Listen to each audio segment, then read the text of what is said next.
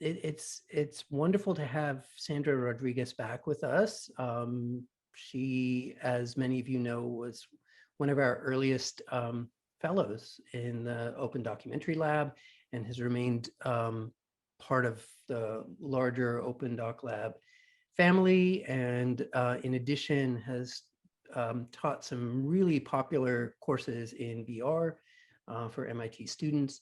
We're just really pleased to have Sandra back with us for this hour and a half. She is a creative director, producer, and a sociologist at New Media Technology.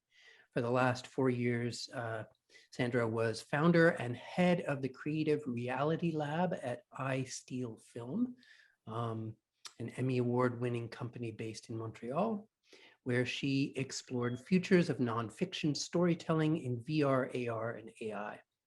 Her work as creative director and producer of DoNotTrack, DeprogrammedVR, Big Picture, ManicVR, Chomsky versus Chomsky, First Encounter, have garnered multiple awards, including a Peabody for DoNotTrack in 2016, Best Immersive Experience at IDFA DocLab in 2016, the Leipzig DokNeuland in 2018.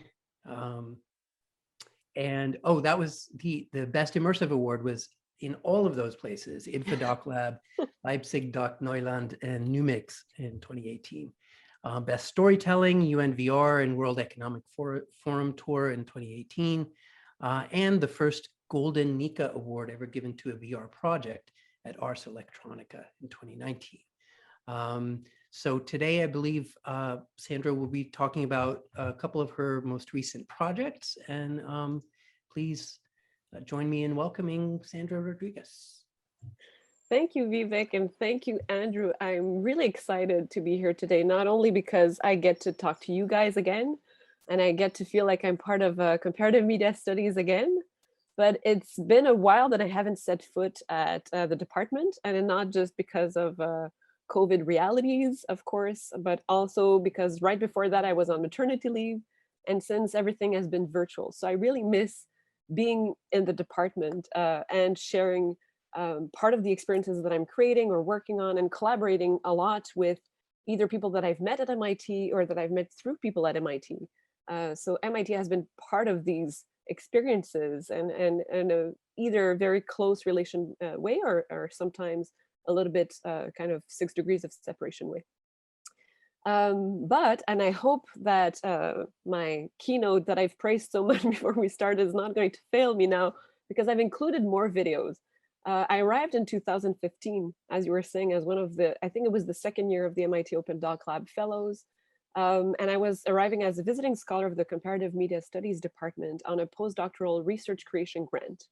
My focus then was on big data and surveillance data and how we could create public installations that could open a conversation with the public about some of the ways the data was in a biased way analyzing us, and how it left aside everything that is transparent or non-visible from the way we interact in public spaces. So that was my goal then, to really open conversations on big data uses, misuses, and disruption by artists. And part of my research was also creating, of course. These endeavors have kept going now that I'm exploring VR and AI, and in different ways. So keynote, stay with me. Some of you know me because of the class Hacking XR. As you've mentioned, since 2017, I've been teaching to CMS undergrad and grad students, but also technologists, computer science students, and a lot of requests from students in architecture and design, who I think, Elon can tell us, but who I think, are interested in this class because partly it promises things on virtual reality or augmented reality, and how we can explore these new tools to share human experiences and stories, but also try to bring focus on the critical aspects and ethical dimensions that come with exploring new media. So as I was getting ready to present today, sorry, you can't see my little rainbow wheel spinning every time I try to change the slide.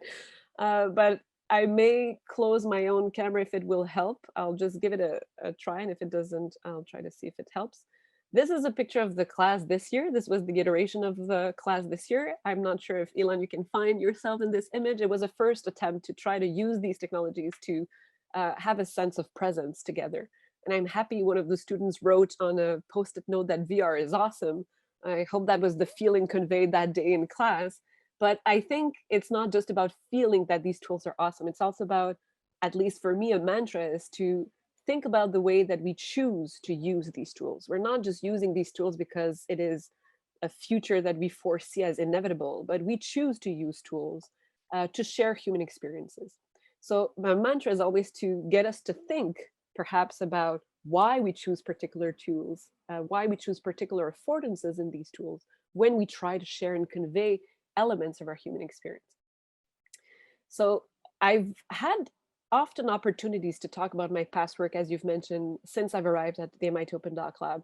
I was invited to talk about DoNotTrack, which was really about tracking an audience to show how tracking works, or the ManicVR experience, which was about exploring manic depression through virtual reality, because we felt it enabled anyone to embody the emotions of manic depression instead of trying to explain them. So I've talked about these a lot, and these were projects that were there while I was at MIT, but in parallel, I was also increasingly working with AI. And I've seldom had the chance to talk about this, except for a first time during the Hacking VR class, I think 2 weeks ago. So I had the chance to kind of test a little bit of the things I want to present with the students then.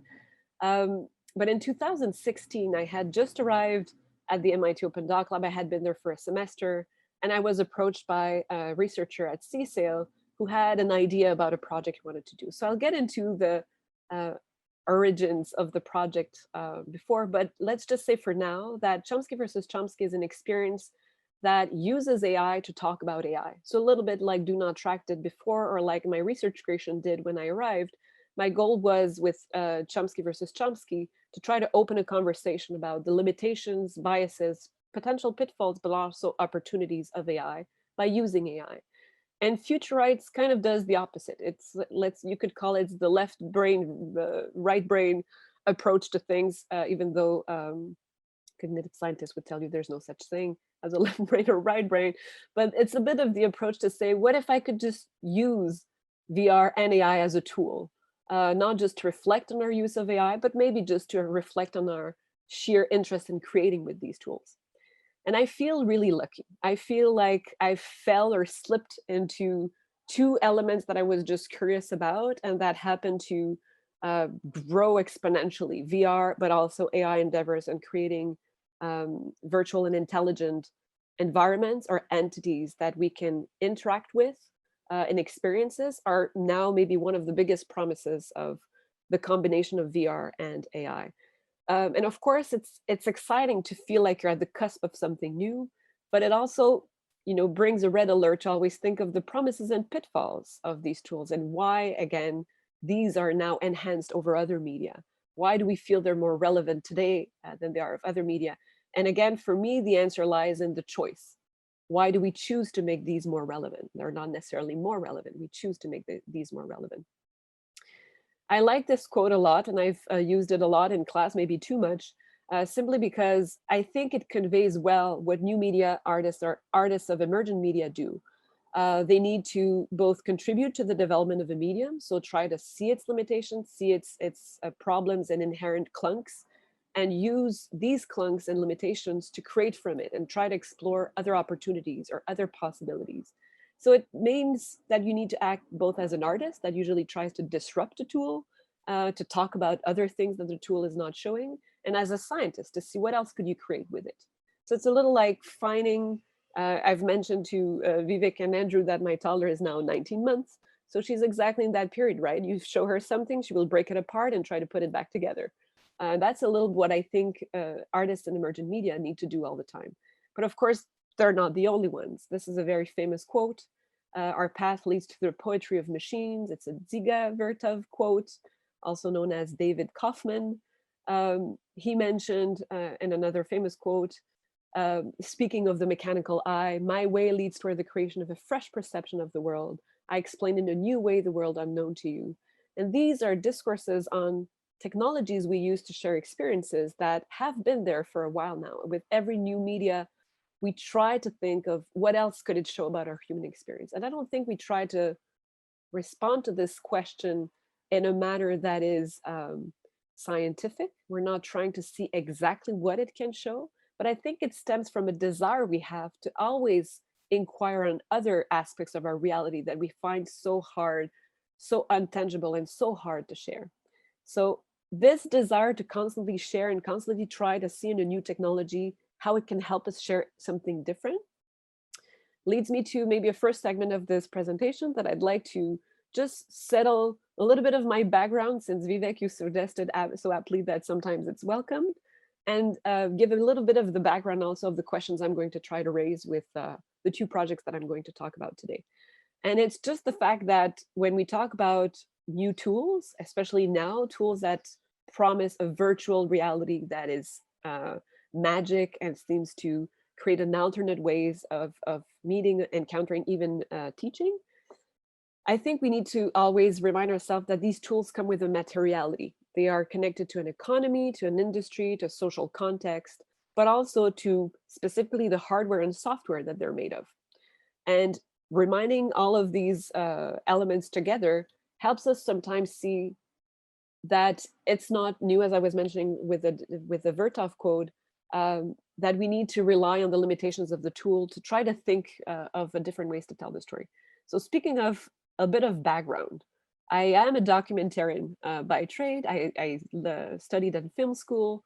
Before I even decided to do grad studies, I studied in film school. And I remember then that I had a dual endeavor and that my parents were really torn to know if it was a good choice for me to go into film school, which of course they didn't agree with because I had very good grades and was interested in engineering and wanted to really go into technology. But I kept feeling like both endeavors worked really well together. I loved film because it was a machine, and through the machine, I could explore how to tell different stories. And documentarians have a long tradition of thinking ethically about who gets to see, who gets to show what is seen, how do you share a story, how do you make it personal. I hope the videos are going to work here. This is a very old documentary. I'm saying very old because 2007 doesn't feel that old to me, but we still use DV tapes, which is very old technology. And while it's playing, the documentary was exploring how a small community at a little under 11,000 feet led Raúl. Las ruinas conozco, pues, donde que hay ventanas. Por allá hay un grande torre, dice que era de 20 pisos, pero ahora nomás tiene 6. Más adentro están los restos, cabezas, huesos. Ahí. Por arriba también encontramos una muñequita con tapadito con una mano, está bien envolvido. Subimos. So the community is a very small community, and they live on the ancient ruins of an archaeological site that is wider than Machu Picchu, better preserved than Machu Picchu, and completely destroyed because nobody really cares about pre-Incan civilization anymore. But the sheer fact is that this community keeps finding these mummies, and they bring them back into the school, and they created their own little museum to remember their direct lineage, but also to scold the children when they're not doing well in school. They need to sit with the mummies, and the mummies have a real personality and reality in their lives. Of course, what we loved about filming this film was that there was no black or white. There was no truth or false. Everybody had very different conceptions about who the mummies were, why were they so well preserved, who were we to trust to preserve them. The narco traffickers in the area were the ones preserving them the best.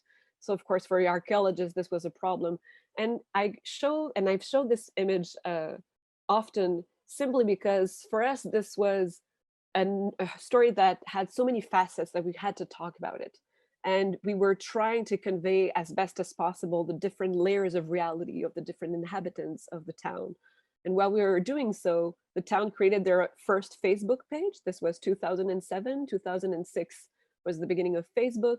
And these are the archaeologists who were taking pictures of themselves and posting it on the first Rapayan Facebook page. So we thought we were trying to untap into one reality, but while we were doing so, they were also sharing these goofy North Americans coming with their cameras and equipment and just disrupting their daily activities as archaeologists. And they had a story to share. In 2013 was my last traditional film. So I'm showing it here just because I can, and I not often have the chance to.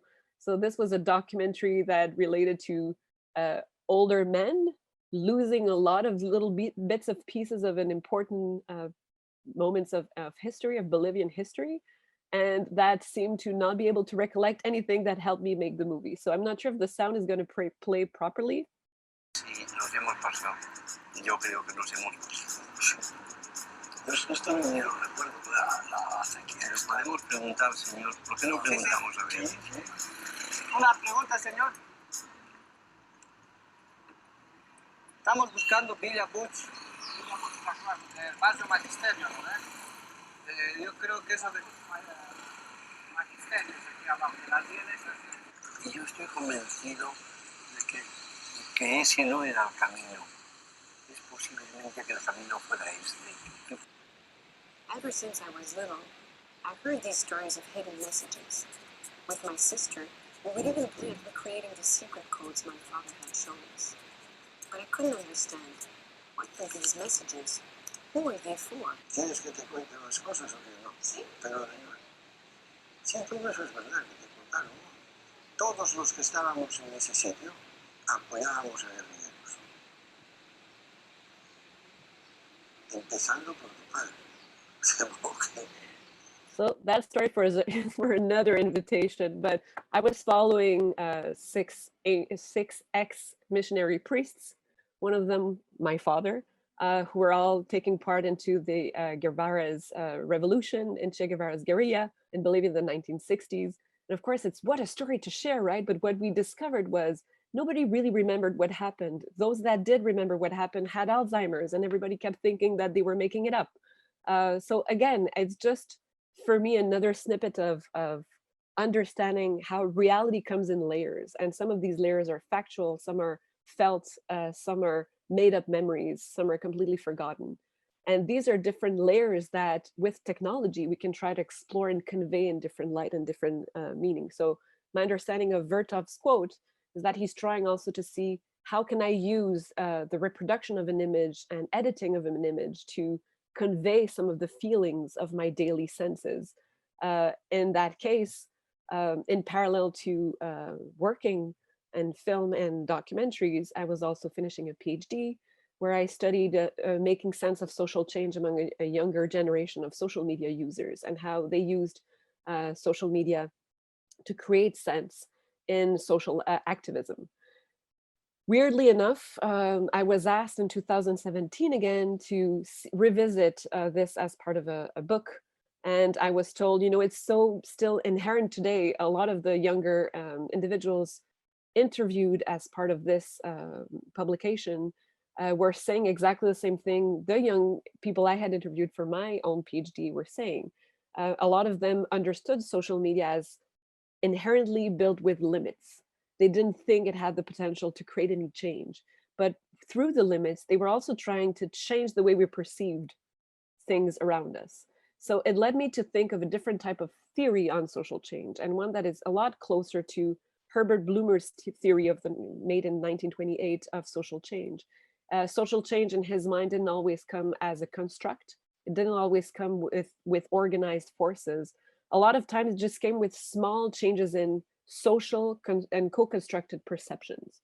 So I felt that a lot of the younger individuals that I was interviewing as part of my thesis believed in that power of using one of the limitations of the technology. It doesn't help you change anything, but it did have one important affordance. It could be shared vastly. So if you could use that sharing power and that sharing capability to add small changes in perceptions, that was then a goal of trying to convey social change through changing our perception of the world.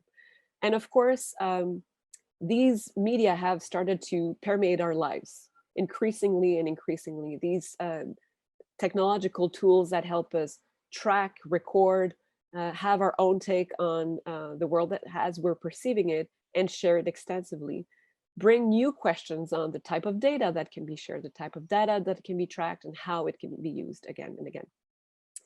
So of course, this is inspiring to a lot of makers. Because I wanted to introduce this, not just by introducing myself and my own work, I was inspired by other makers out there who are also used data points just to show either nature, how wind circulates in the United States, or on the right, we feel fine, is a recollection of words used on Twitter.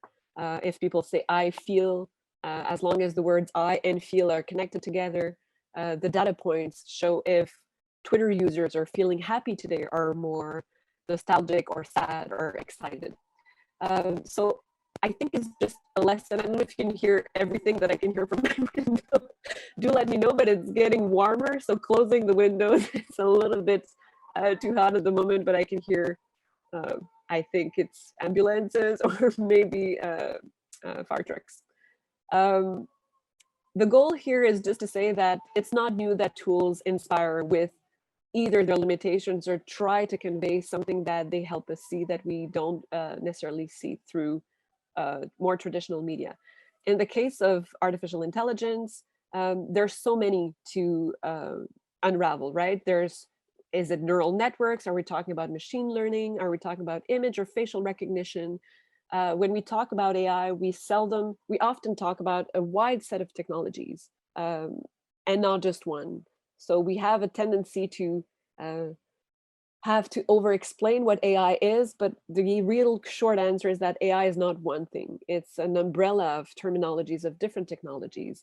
And for me, why I'm showing these images is one of the things that it inspired me when we're saying it can show you things that you haven't seen before, or like Vertov's quote, it can show you a world you hadn't expected.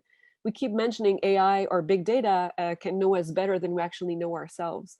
But it can show us other things. It can show a pattern in movements, for instance. On the right, what the AI is actually just doing is creating images from patterns of movements that it recognizes. So it's not doing much, but it's still inspiring to see that you can still try to convey a sense of movement through something else than just data points. And for me, this was exciting. So the conclusion of this first segment is just to say maybe that new technology always comes with a particular set of affordances, and they are simultaneously shaped by the way we perceive our world and our own bias, as much as they shape the way we will perceive the world and perceive each other. So they come with opportunities and, of course, huge challenges. And how do we use them? So I presented at the beginning of the talk 2 projects that I was going to talk about today, and that I'm super excited to share with you today. Both projects are still in the making. One was partly presented at Sundance. It was presented as a first chapter, but it's still in the making.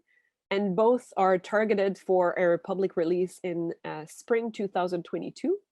So we're still in the midst of production. That's why I'm so excited to share, because you can see the glitches in the process instead of just seeing the end result. And both projects have a different understanding of how we can leverage the affordances of AI. The first really aims to open a conversation about AI, with AI, and through AI. It's a bit catchy, but I'll go into more detail about what that means. And the second project tries to use AI really here as a backbone, as an invisible backbone that just enhances our humanness, our need for interacting with each other in these virtual spaces. So why a conversation about AI, with AI, and through AI? The initial provocation comes from the feeling that I, especially while at MIT, must I say, I felt there were a lot of discourses on AI that rubbed me the wrong way. Rubbed me the wrong way, not because I didn't see any opportunities in the technology, but rather I felt like we were all drinking the Kool-Aid. We were told what AI could do, what was inevitable, where it was heading, how we would need to get ready for it. And I just felt, isn't it just big data on steroids all again? And I had been working on DoNotTrack since 2011 to 2015. It felt like a redundant microwave reheat discourse, but with new sheer excitement. And I thought with any new technology, especially when it comes with such a thread of potential repercussions, don't drink the Kool-Aid. You need to have a level head and try to see the opportunities and trade-offs. But what I'm always curious about, maybe that's the little disruptor in me, it's to think beyond the plus and pros and cons. What is everything that we're leaving out of the conversation? What is it that we're leaving behind? And AI, as noted, is presented as a future technology, but it's already in our lives, right? From the Series in our pockets to self-parking cars, to technology that helps us make deepfake videos of politicians, to this little gadget here that enables us to find Waldo in a jiffy. It feels like AI is at the cusp of showing us great new potential and great new opportunities, and simultaneously taking the sheer fun out of everything that we take for granted. For instance, the fun is maybe not finding Waldo, but trying to find him, you know, and finally succeeding and getting that little bit of adrenaline rush. Yes, I found him. It's not actually just finding Waldo, that's the fun. So at the same time that we're told that it can emulate the human mind, we also see a rise in pseudo AI. So tech firms that, as the title here says, quietly use humans to do bots work. And it's no, it's not like a one-time thing. It happens on and off. If you're talking with a chatbot services for a company, when the chatbot reaches its limit, it usually targets you to a real human that will help you out, but it doesn't tell you now real human speaking. So it all comes in a conflation where we are told that AI is imminent, we need to get ready for it, we think we know what it means, but it keeps feeling hidden, hyped up, mythologized. Which brings us to think about what happens when you combine it to the next other glitchy thing, which is VR, right? The next other, shiny tool. Again, we're told that we're at the cusp of a shift in how technology will impact the way we live, work, and play. But especially if we combine virtual reality with artificial intelligence, one of the promises is that we can finally get to interact with entities that feel real, that can answer back as though they are real, that make us feel like we are in contact with a real human being. Soul Machines is a company that did great in creating AI that was also taught how to exchange through emotional intelligence. So try to understand the way our facial expression and even twists and turns and phrases meant as hesitation, and how to use that instead of just trying to convey a conversation based on questions and answer. But again, we're just told that these virtual entities will make us feel as if we're speaking with a real human. MetaHuman by Unreal Engines is just now out, and it's a cloud streamed app that takes real-time digital human creation or offers users to be able to create one. And once your character is finished, you can export and download it in Unreal, ready to animate, and it's rigged like a puppet. It actually feels to me a little still like a latex puppet when you see the way these characters, although they look very human-like, to me feel more like latex puppets than they feel human. And it's not, I'm not saying this to try to say that I don't believe in AI futures or that I don't think we should try to extend these opportunities. Rather, again, I'm trying, and that was the goal of the Chomsky versus Chomsky project, to get us to think about why we're trying to emulate humans in the first place. What is it that we're leaving behind when we're focusing on AI as being a perfect replica of human encounters?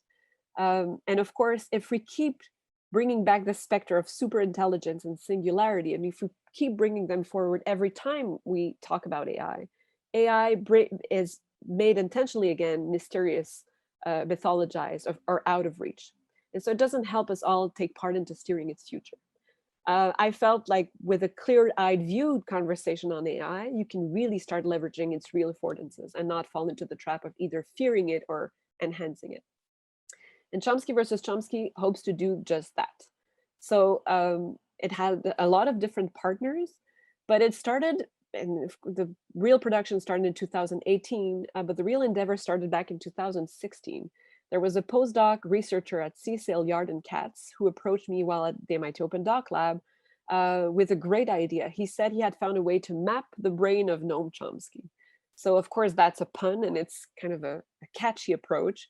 But his idea was really, really smart. He gathered that if he could himself gather enough data about the famous intellectual, he could easily find patterns in the way he spoke and the way he used hand gestures.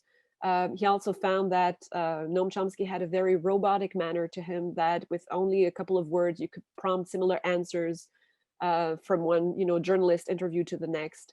And so in a way, he could replicate the way he thinks, or at least try to map out the way he thinks and how word connected to feelings and connected to gestures. And of course, I thought, are you trying to robotize Noam Chomsky? And I asked Yarden Katz, are you trying to make him into a replica? And Yarden responded with a lot of transparency, of course not. I've spoken already to Chomsky about this and he would never agree with this. And I thought, well, isn't that strange and a very ironic proposition to try to map the brain of somebody who fundamentally disagrees with the fact that you can actually replicate the way he thinks. And since then, I've been told that, yes, it's true that Noam Chomsky is has one of the largest digital footprints available. He has hundreds of thousands of videos, pictures, recordings that are uploaded online, but he also gives everything free of rights, which means that it's easily shareable, usable, and reusable. He becomes a perfect case study to try to deep fake him, or trying to replicate the way he speaks, the way he has gestures or moves. But he, I thought, also becomes the perfect guide into questioning our endeavor into recreating and emulating other human beings. So Yarden Katz and myself didn't agree necessarily on the way to do so. He still believed making a film about this endeavor was more prevalent. I felt that maybe we needed to reach out to Chomsky and see why he would have disagreed in the first place. And so I did. I reached out to Chomsky, I reached out to his, it's not the right word for it, but for lack of a better synonym in English, his entourage, his liaisons for public relations. And we discussed the fact that my goal was really to try to understand why Noam Chomsky was labeled as anti-artificial intelligence, where I had heard him say in an interview that he feels he has been working on artificial intelligence all his life and that nobody seemed to mind. So I thought, I think he has a lot of things to say. And it's true that one of Chomsky's famous theory on natural language is also very partly at the basis of natural language processing, right? For those at MIT, it was created both in the same buildings, and there's a lot of talks in the hallways that inspire each other. And natural language processing, or even natural language theory, explained way too simply suggests that we all have inside a sort of system that allows us to use finite blocks of ideas or of emotions or meanings and reconstruct and recombine them to create new meanings. And that's how humans are endlessly creative. We recombine these blocks of meanings, creating new meanings each time. But here's the catch. In all of the interviews, as part of the research, I tried to listen to every Noam Chomsky interview that closely or by far related to artificial intelligence or machine learning or cognitive replications of the mind. And here's the great catch. I think where he is repetitive is that he keeps insisting and reminding us that we know very little about the mind, and almost nothing about the way our brain works. So he prompts a question that I think is really relevant, that he keeps repeating, and it's not that AI fails us, it's that we need to decide what metaphors we're willing to accept for ourselves and which you aren't. And for me, it brings us back to the main point of the conversation. If we're not really knowing what we're replicating with AI, what are we leaving behind? What is it that we're not seeing about ourselves, that we're not taking into account when we're trying to replicate the way we communicate?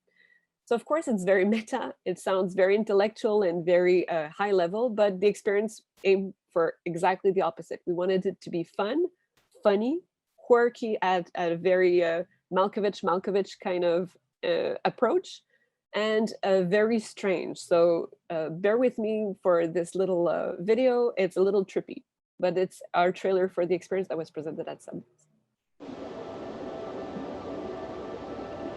I have been asked questions all my life.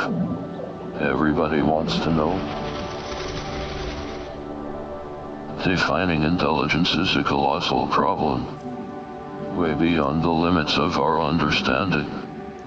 We have to be humble. We really are in a pre-Galilean stage. We don't know what we are looking for any more than Galileo did. There is an instinct for freedom at the core of human nature, to inquire, to create. You are the countless number of people, the driving force in history. It is up to you to decide. You can duplicate me. But the question is myself actually myself?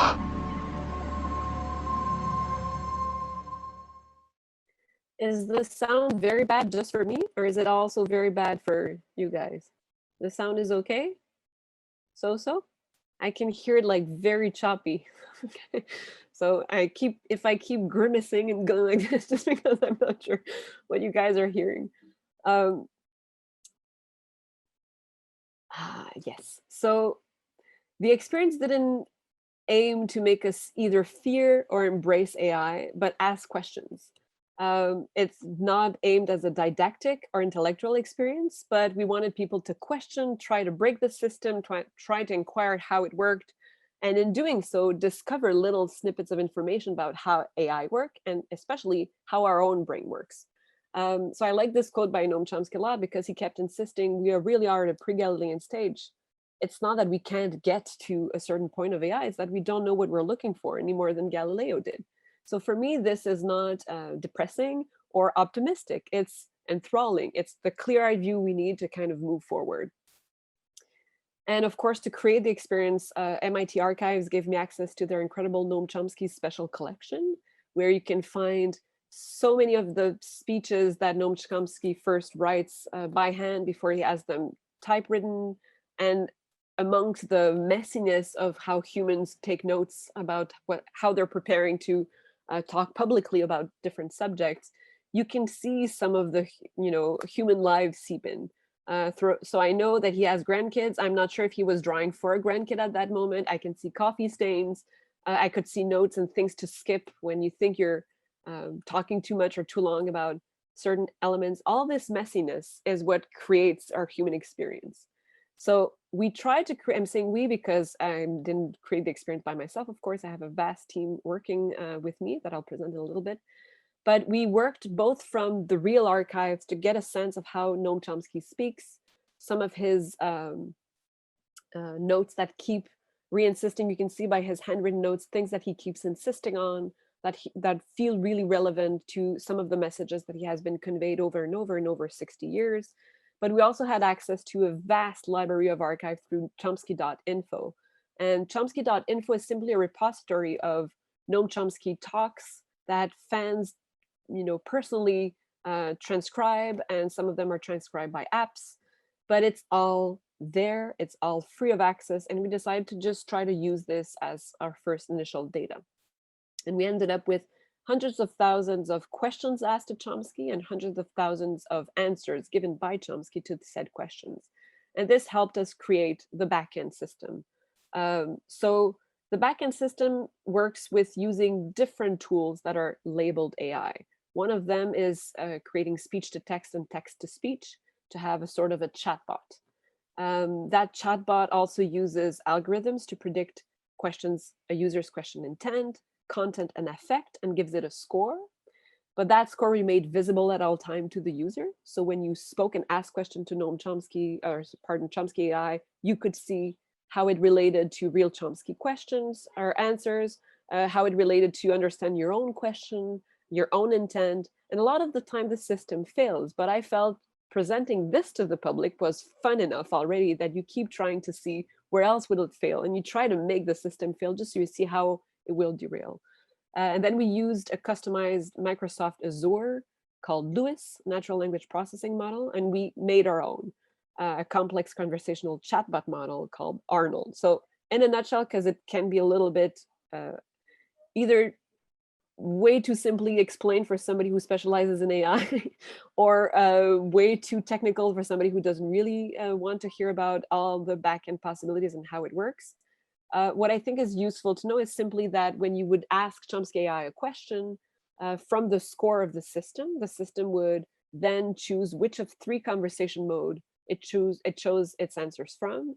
Either if the question was very, very accurately related to a theme we wanted to highlight in the experience, it went into scripted mode. Either it was a chit-chat conversation, then it could be pulled either from real Noam Chomsky conversations or when the questions were a little bit more complex, we would recreate a Chomsky AI question from a pool of real Chomsky answers. And it became even a little bit more complex. It now becomes a little bit more complex. We presented this at Sundance with 2 goals: A, introduce the character, Chomsky AI, and 2, test the types of questions people were asking and how they were responding to Chomsky AI. From this, we're now creating this new model, and this new model is, again, a bit complex to explain.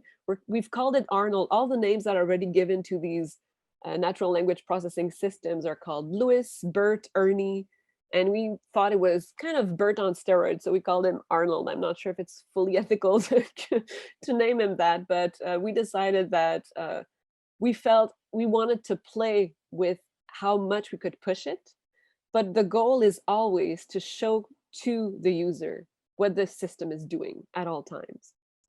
And of course, it becomes really funny to work with teams. I've mentioned the teams that I was working with. So in part, we worked with 2 German studios, Schnelle Bunte Bilder and Kling Klang Klang in Germany, sound and design studio, who helped us create a world, a virtual world. Why VR? Simply at the beginning, because it was easier to test how people would interact with the space and to actually find ways to recreate this space physically. So VR helped us to have a first quick prototype to test. And with the designers, we created a world inspired by nature, inspired by birds, and inspired by wind and water sounds that don't exist. So we had an AI system recreate all these bird sounds from scratch.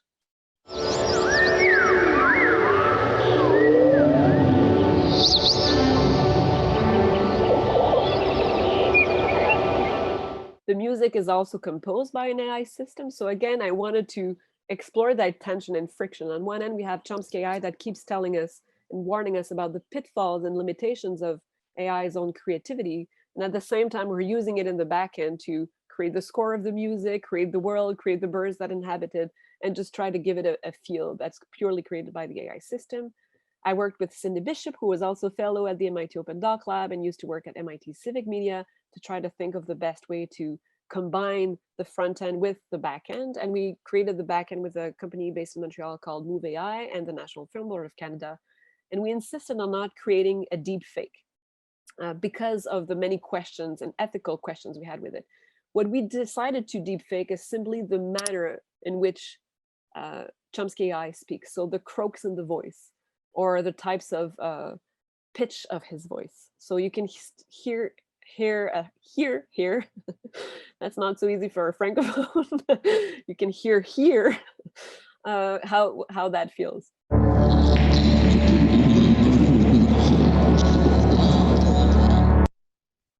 You can hear the little croaks of voice that are, from an older Chomsky, but then the ways he speaks. And we try to recreate, sorry, my keynote is running a little bit low, but an experience that on one end help us at different steps interact with the system. And then from time to time, Chomsky AI would pull us into what we called monologues.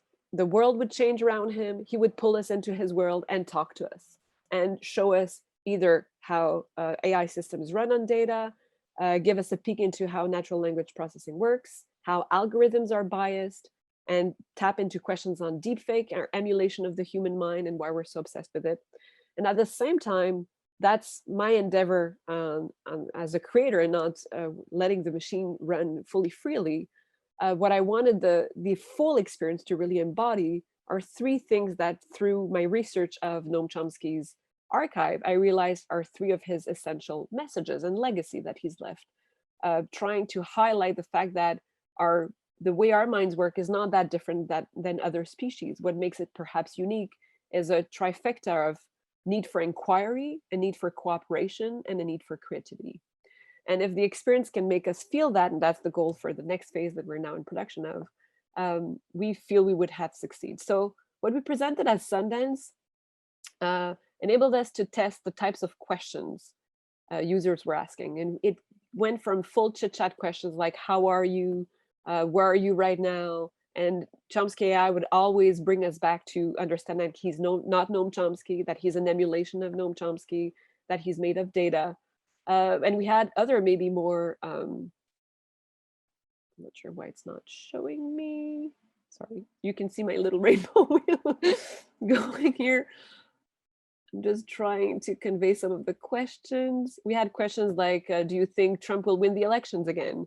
Or what do you think of the Pol Pot regime? We had questions on what will end the world, and questions on, are human intelligence, is it different from animal language? So we had very, very chit-chatty questions and very specific questions. And that's what we were hoping to get from a very diversified public. We were hoping to see how they would react to an entity. To our biggest surprise, and perhaps what made us most happy, sorry guys, it's stuck and not wanting to get to the next slide. And I see time running and I want to talk about the next project. But we were very excited and happy. We got feedback, and now I feel like it feels like I'm boasting, but I want to share this as lessons to learn from people interested in combining AI or creating AI-driven entities. We got amazing feedback on how meaningful the conversation felt. So we had people specialized in technology that asked us specifically how we made the backend work, how it knew exactly how to respond. And I thought, well, the real answer is in scripting. The real answer doesn't come from the machine. The real answer came from my human capacity to predict the types of questions that you will be asking, and to predict the types of fallback to answers to these questions that would feel meaningful. Now, that's what I love about creating this type of work. I work with AI technologists and architects for the backend. Move AI are specializing in exactly this and creating chatbots. And they come with potentialities and possibilities that they work hard on. And when you test the system, the conversation feels meaningless. And there's a reason for that. It drives modules of blocks of ideas, exactly like natural language theory did or explains. It brings these blocks of ideas together, but it lacks context. So how can scripting work? Well, scripting creates a character. And the character, Chomsky AI, has a will of its own. So it can fall back some of these questions that users have. Sorry, we're really stuck on this slide. I'm really trying hard to get it to move. Maybe if I cut my camera for a second, it will enable us to get to a next slide.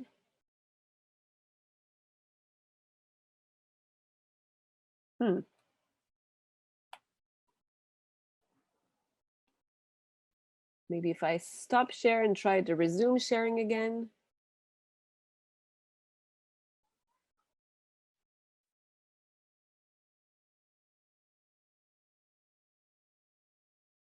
Are you guys still with me? Yep, we're here. I'm gonna try sharing again. Okay. Let's go here. Aha. I was trying to get to this. First lesson that we've learned from the experience is that a conversation is not a service. What I mean by this is every time that I do work with AI architects, the goal is to try to create a service that can answer all your questions, understand the context of your question, and answer to its best of capacities. And for the research for this experience, I had the chance to try a lot of chatbot services or chatbot experiences, even creative experiences. And I felt that the character is always portrayed as somebody willing to help you, answer you, or feels a little bit at your service. Where we felt we found something to share. So again, it's not to boast about what we created, but so many people responded very positively when the answers were fully scripted. But what we scripted the answers with are real quotes from Noam Chomsky, where he prompts us to think about why we want to ask these types of questions. So these were fallback answers. For instance, if a question was specifically asking about politics, he would bring back a monologue about you know, I'm always asked about politics. And I'm always asked about politics, maybe because you're trying to find in my system an answer that you're trying to find for yourself, you know. So he kept showing us the limitations of its own system, telling us what he couldn't do, and trying to help us think about why we wanted him to have all the answers to everything. And people felt that was the meaningful conversation. So first lesson is that a conversation is more than a service. It's a relation. It comes with a character. And if you can feel empathy for that character, you feel like the conversation is more meaningful. A second lesson was reassessing what drives our desire to share with an entity that's virtual. Why do we want to talk to this virtual entity at all? First thing is we want to test the limits of the system. We want to game it. So that's why we react and try to interact with it. But little hint, we're actually really good at make-believe. Humans are great at inventing worlds and we want to inhabit them. So what really helps us is our unique human need and desire to share with a magic world. We want to be part of these magic worlds. So it's not just the promises of the technology, but the promise of the make-believe, the power of make-believe that we have. And the third lesson is we never let AI drive the experience. Whenever we did, the experience became boring. It's really users that have the storytelling power. They choose where they spend most time in asking questions and receiving answers, or they want to listen to Chomsky more, and we fall into these more linear narrated discourses that help us discover more about the legacy of Noam Chomsky and not just be with a kind of gimmicky chatbot of answer and questions. I'm not sure about the time because I've lost some time with the slowness of my presentation. Do I still have maybe 5 to 10-ish minutes to talk about this other project? Absolutely. Because I can do it fast, but I wanted to know how soon I should finish or not. No, that's good. 5 to 10 is fine. But so if I put in a nutshell this whole experience of Chomsky versus Chomsky, it highlighted a lot of the limitations of AI. It really tried to bring this clear-eyed view that I presented at the beginning of what the technology actually does to retrieve some of the answers, how it works, see the accuracy percentages go. The more questions user asked, the more the percentages lower. And that was a surprise to me. I didn't know that's the way it works. But a system will learn from a lot of different users using it, but the more users use it, the less its answers are accurate or feel accurate. So it's a little bit of a catch-22. And so the system did exactly just that. Noam Chomsky showed us all its limitation, and the more questions we were asking, the more it would derail. And he would tell us, the more you're trying to get answers from me, the less I can actually give you correct answers. And for me, this was really inspiring to tap into other things that I couldn't with this project. That was beyond the scope of this project, but it showed me boundaries, clear boundaries for AI. And I felt boundaries could really be seen as an invitation rather than a limitation. Some of these boundaries were that we were able to create a world, music, bird sounds with deep faking data that we found online. And it made me think about our relationship with nature in a world, especially now in a world where we feel we're overwhelmed with understanding how we can assess some of the issues. We get more data than ever about what's happening, and we don't know how to tackle our current disrupted relationship with nature. And while I was thinking of some of these issues, I met with Alexander Whitley. He was visiting Montreal. This was right before the confinement and right before my maternity leave. And we were just discussing the sheer possibility that one day we're gonna just let ourselves loose and use AI to create a dancing experience. And we didn't exactly know what the experience would be about, but we knew it was going to be about dance.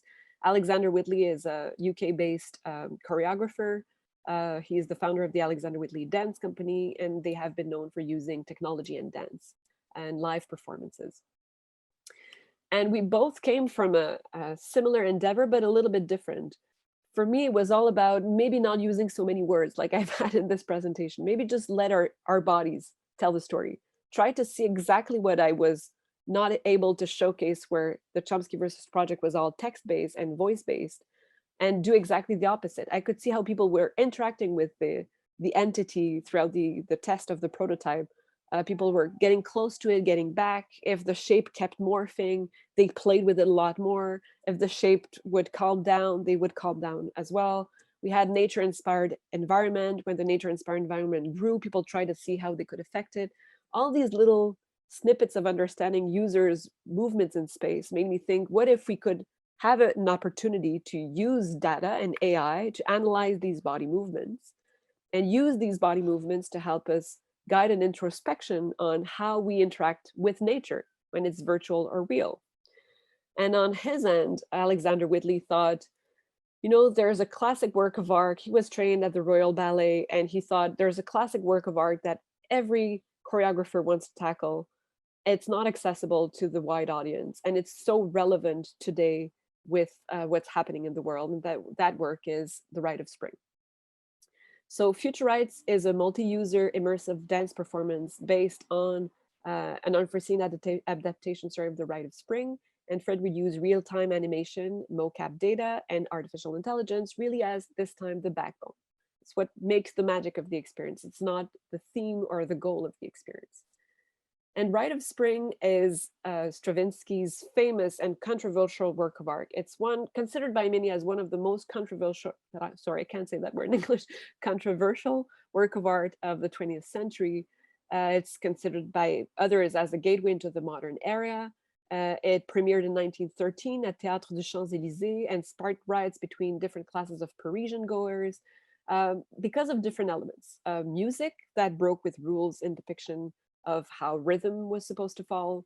There is no real rhythm. It's not a music you can really dance to, but yet it's so narrative that it's been reinterpreted by Pina Bausch to Walt Disney. So in very different light and very different forms. I'm talking to you about Rite of Spring now, and you may not know what it is, and I'm pretty sure when you'll hear the score, you'll recognize it. But the untamed energy of Rite of Spring really wanted to push the idea of innovation, understanding movement in a different light. And we thought, well, we have a technology now that helps us rethink it in a different light. And it was an uncanny coincidence. Alexander Whitley and myself were both confined and suddenly stuck not being able to travel to Montreal or to London to co-create this project.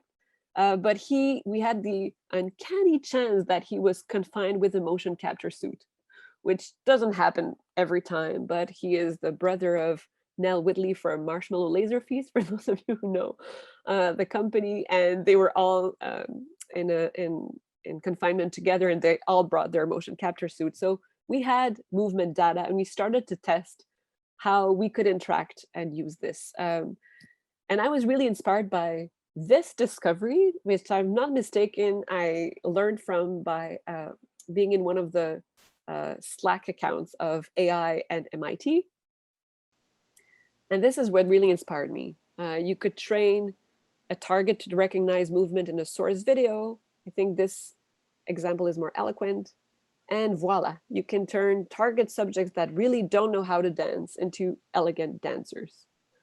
And couldn't that be an amazing promise that we could create an experience where you don't have to understand the rhythm of a Rite of Spring?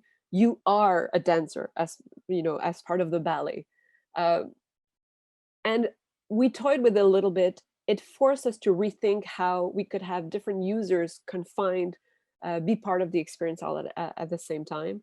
And I'm going to show you the trailer because it's going to be a little faster than me explaining the project, but this is where we are now. This is a prototype. It's a trailer for the prototype. The project is not finished, of course, and I'll get to talk to you a little bit more about it.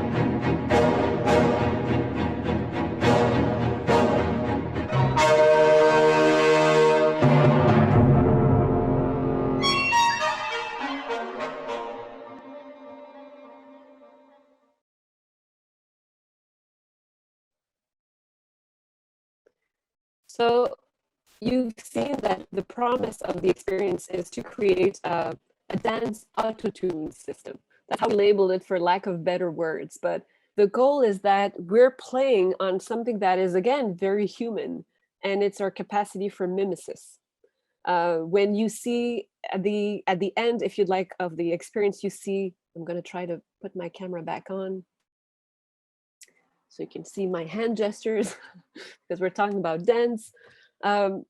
When you see some characters, sometimes you feel like you're by yourself in the experience and you're just puppeteering an avatar and the other avatars are dancing on their own. But at some simple moments when you are yourself dancing, even if you're just doing a flick of an arm, the system tries to combine and match your flick of an arm to an actual choreographed dance movement that we've recorded in a database of dance movements. So you feel like you are dancing like the dancer. The puppet that you're puppeteering in front of you, the avatar that you're puppeteering, if you're moving just a little bit to the right, the arm feels elongated. It feels like a natural dance movement that seems to fall magically with rhyme with the music and with the other avatars and characters.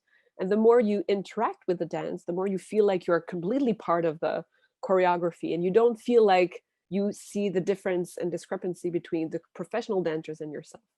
The system is pretty simple. It really works like autotune. For those of you who know autotune, if you're not really singing to pitch, it will bring your voice to that pitch. It's a little bit the same. But what happens with mimesis? Mimesis helps us fill in the gaps. When our brain sees something that we feel is replicating what we're doing, that's what we're getting them to feel at the beginning of the experience. If it ends up moving a little bit higher than what we're doing, we will match that movement. We have a tendency to want to connect to other humans by mimicking what they're doing. Chimps do this all the time. When they see themselves, they will open their eyebrows to say, "Well, I'm not a threat." And the other will also open their eyebrows a little bit to say, "I'm not a threat." We are not taught that. This comes from instinct. So this instinct of mimesis, we can use with the AI as a backbone to help increase the way people are dancing.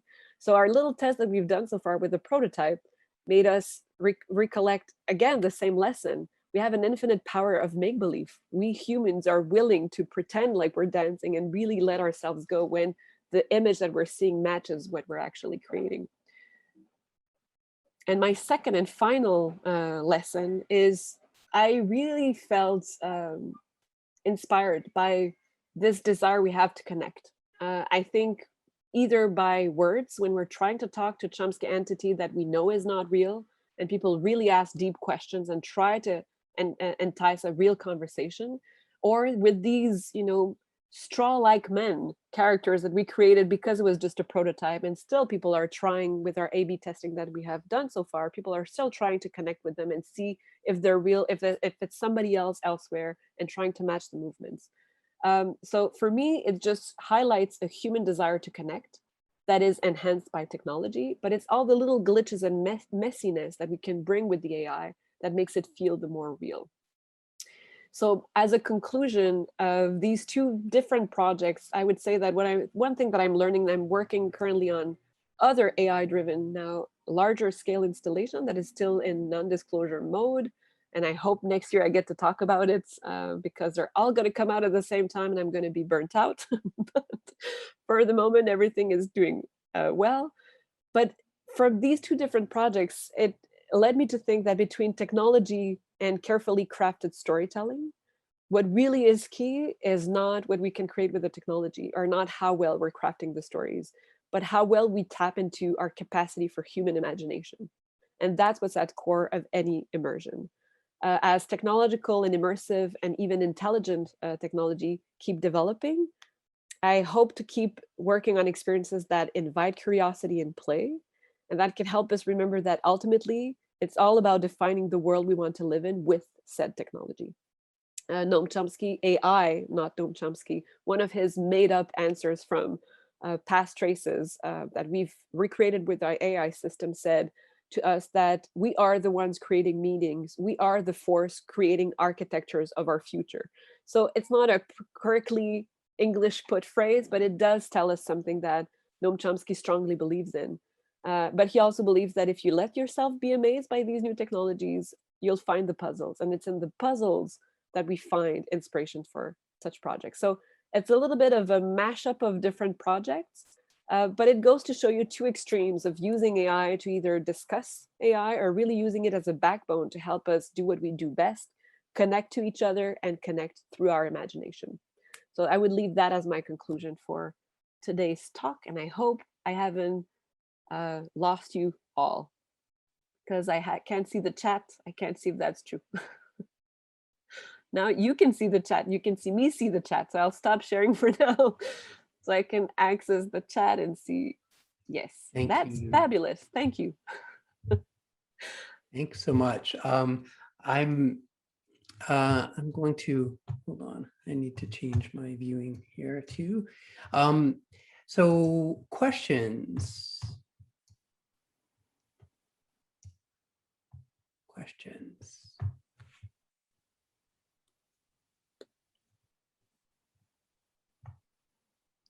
Yes, Marvez.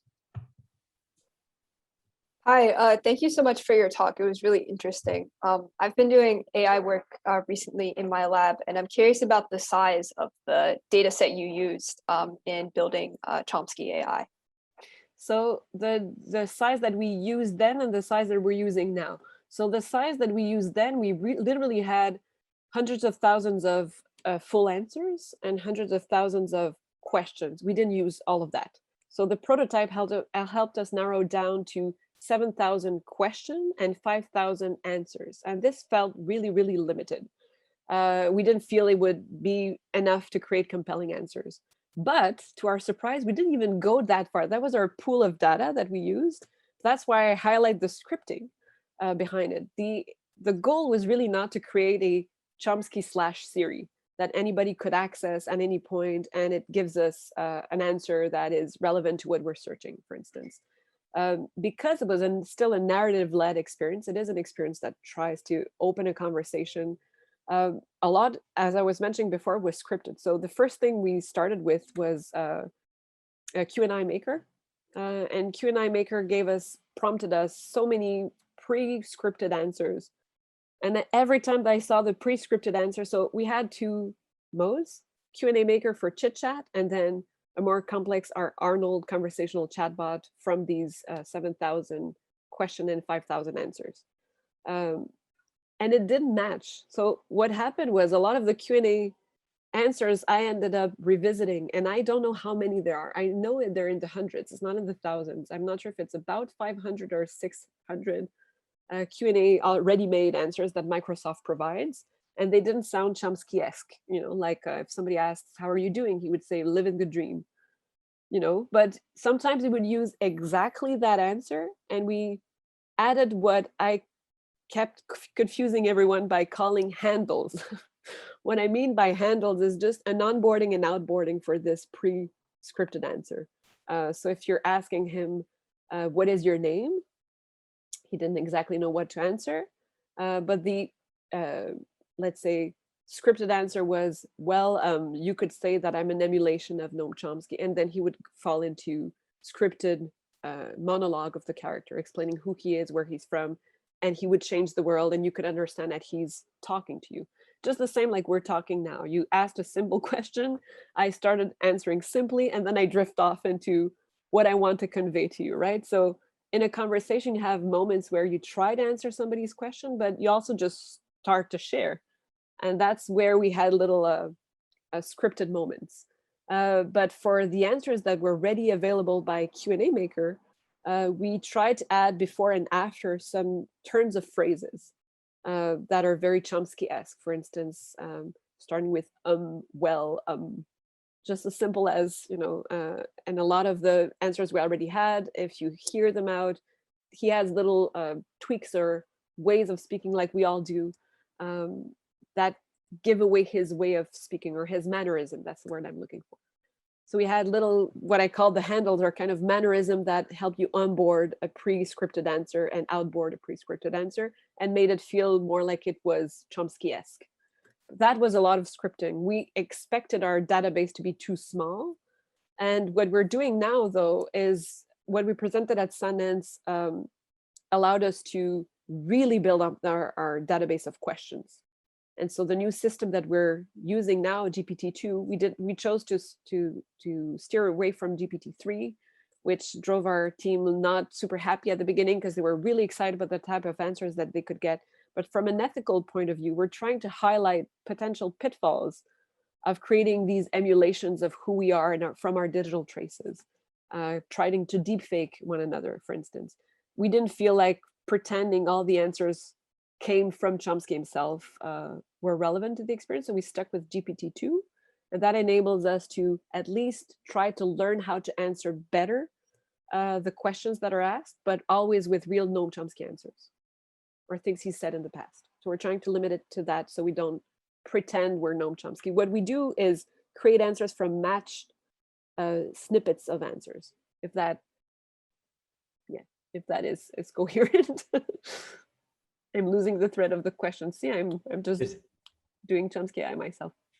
There's a question in the Q&A, specifically how and where can we interact with the Chomsky AI? I assume so where you could interact with Chomsky AI, you could interact with him during Sundance 2020. And that was the beginning of a tour which included MIT libraries, included Geneva Film Festival, included many different pit stops that we had planned for, but COVID hit right after Sundance. We even made joke at Sundance that we were all going to fall sick from that so-called COVID disease we were hearing about on the news because we're all sharing headsets in a very confined space while at Sundance. That was February 2020. And of course, everything stopped. It was our last travel. So that's for that. But in the meantime, we didn't lose any time. We're now working on the production of the full experience, which is the prototype, or the prologue was really testing how people interacted with the character. Now for the full experience, it's a multi-user experience where you get to interact with the same Chomsky character, but in a world that he builds around you. And this is going to be for public release in spring 2022. We have a NFB is the National Film Board of Canada. We have a release date, and NFB, when they say you have a release date, it needs to be ready. Their release date is April 2022, exactly. So keep posted, I guess is the right answer. I'll keep you posted, I'll try. Other questions, either from the Q&A bar, which is open, or screen? I mean, I just have a kind of a comment, and that is that I think what's interesting in hearing you describe how you designed Chomsky versus Chomsky to interact with people, how much it actually mirrors what I think of as kind of a humanistic pedagogy, which is, you know, that often as a teacher, when there's a question asked of you by a student in particular, often that student already has all the pieces of the answer, right? And it's just a matter of kind of drawing that out in this kind of back and forth. And it seems to me that that's partly what you are tapping into here, right? That the AI version of Chomsky is not a machine for answers, but a machine for getting you to find the answers. That was one of the best moments in the video that couldn't or didn't want to play, that I was, you know, stuck with and couldn't move to the next slide. There was a video of a man that really extensively stayed a long time asking questions of Noam Chomsky. So again, the experience works. You're encountering this entity that keeps morphing. If you're not doing anything, it will take its time before it reveals itself to you. If you interact with it a lot, it will start asking you questions and creating worlds around you. But depending on the flow of your conversation, you could stay in chit chat for a while. Or if you start to ask it questions about, are you real Chomsky? What are you exactly? Where are you based? When people really try to, what I call break the system, they try to see behind the curtain of Oz. In the curtain of Oz, like, you know, who's hiding behind, that's when he starts storytelling part of what he's made of, how, you know, some of the elements. And as you're saying, the goal is really to help us think about what we're hoping with these technologies. So the humanistic pedagogy is really helping an individual that's interacting with such a system think a little bit back. It's easy to find the flaws of these systems because they're full of them. So you start by finding the flaws and you're disappointed when you do. But I think there's a little bit of a magic when you ask people to take a step back and you ask, but what exactly are you wanting from it? And why do you want it to be specific? Why do you want it to be accurate? And you start to think differently about the technology. While we were creating the experience, full disclosure, I made jokes about having a toddler because maybe you're hearing her at the moment. She just came back home with dad. It was very strange because I kept hearing talks about how the human brain is like, is like a machine's brain. And of course, we make metaphors. It's normal. We try to create these metaphors because it helps us understand. And at the same time, the prototype lasted 9 months. During these last 9 months of prototyping, I was also pregnant. We presented at Sundance. It was 3 months after end of prototype. My baby was 3 months old. It was kind of a matchy-matchy, trying to see the human versus the machine. And you really see how we don't learn the same way. Having worked on both prototypes at the same time, you see both living in artificial prototypes really not working the same way. But you do understand the need for metaphors. They help us understand. So throughout the experience, I called this project the baby making machine because the lead developer went on paternity leave. The lead designer for the music went on paternity leave as well. We all felt like one after the other, we were either leaving on maternity leave or paternity leave. And we all had the same kind of aha moment where we thought, okay, now I understand the real difference between what I'm seeing and how I'm explained how AI works. And instead of feeling like these revelations were limiting, it helped us love AI even more, strangely. The more we were shown what it couldn't do, the more we're like, but then I could create music with this. Instead of feeling like AI had to be presented as the composer. Suddenly our composer was a dad and he said, oh my God, it's so incredible. I know how I could use, certain elements of the data to really create a score in the background. And we all felt really inspired the more we learned about the limitations. So that's why I opened the second segue with this. It's not just because it's a catchy phrase. It was kind of we were all faced with dilemmas of human life and artificial entities that we were building. And we always felt like the limitations of one helped us raise more questions. It's just more questions prompted more questions. So as you're saying with the humanistic pedagogy, it's a little bit bringing this back, I guess, to the public, making them think twice about why we're using the mind as a metaphor for AI. Why not an octopus mind? Why do we want it to reproduce human mind? Is it really more efficient for what we wanted to do or create? And in some of the archives, I thought Noam Chomsky had a humor that I know of him, that sometimes when he's prompted with repetitive questions, he decides to come up with a fully out there answer. I saw an interview where he's asked again about, can machines think? And he answers, well, can chicken fly, and can humans fly? And the way they do, if you look at the record of long jumping, they fly better than chicken. And I thought, oh, he's hilarious. He has these references that he's just trying to convey new metaphors. So in a nutshell, yes, Chomsky AI is a very humanistic driven pedagogical character that tries to ask questions and prompt more questions. That felt a little bit like a politician's discourse and less of a truthful, straightforward answer. Other questions? Questions or comments, because I'm all for it. We're still in production, so things that you feel are a little bit weird or not well explained are also welcome. I'm learning from your feedback as well, just like an AI.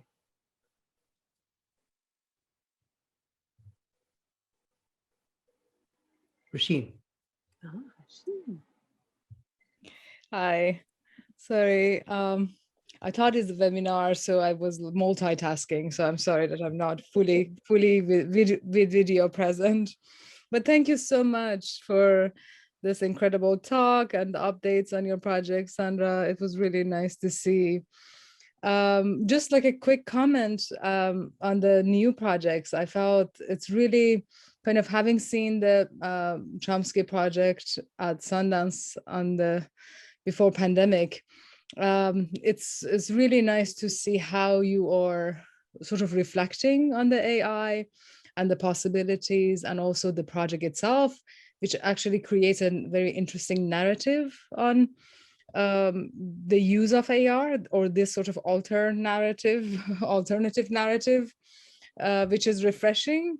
And I think kind of like bringing it more as a collaborator, like bringing AR more as a collaborator or co-creator in this process. And you're sort of thinking about how you're constructing a relationship rather than just that sort of question and answer format that a lot of AI pieces will do, is really beautiful. So I thought it really works also with the visuals and the way that you're building this whole space and interaction. So I'm looking forward to sort of see the next iteration of that.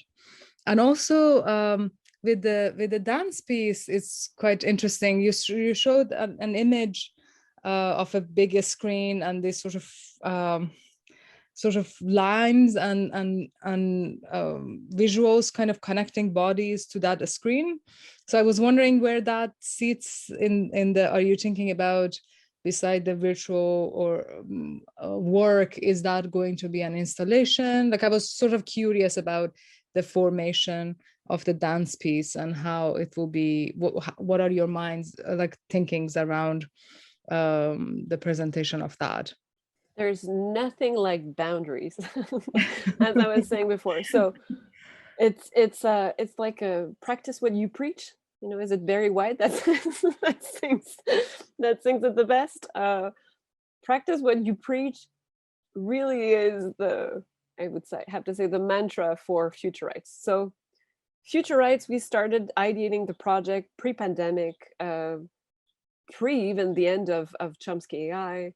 And we were kind of dreaming up what we could create with a Rite of Spring reinterpretation. And what I didn't have time to maybe highlight about Rite of Spring, I have myself seen some reinterpretations of Rite of Spring.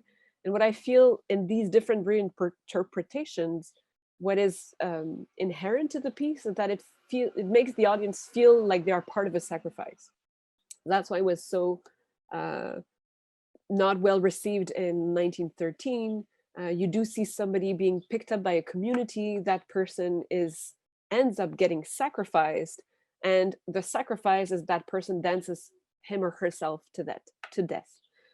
And because we are put into a situation where we're watching a community choose who or what gets sacrificed, it made people feel very uncomfortable. Long story short, I'm trying to resume now. COVID hit. We had to find new alternative ways to co-create, and the initial goal for the experience was room scale,